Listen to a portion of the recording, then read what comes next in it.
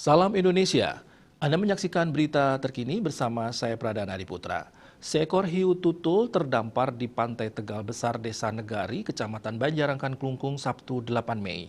Hiu tersebut ditemukan dalam keadaan mati oleh warga.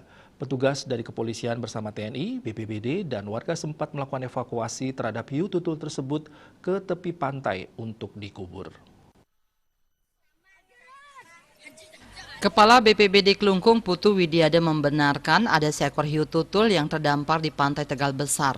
Namun saat ditemukan, kondisi ikan sepanjang 2 meter lebih itu telah mati. BPBD Klungkung belum tahu apa yang menyebabkan ikan itu mati.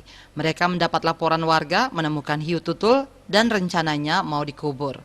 Hiu tutul tersebut sempat diselamatkan warga Jumat sore. Saat itu warga beramai-ramai sempat mendorong hiu tersebut ke tengah laut karena kondisinya masih hidup.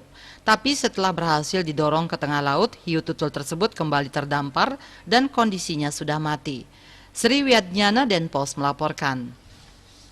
Untuk mencegah penyebaran COVID-19, ingat pesan Ibu selalu terapkan 3M, wajib memakai masker, wajib mencuci tangan, dan wajib menjaga jarak, serta wajib menghindari kerumunan.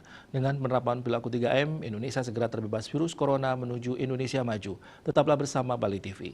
Salam Indonesia.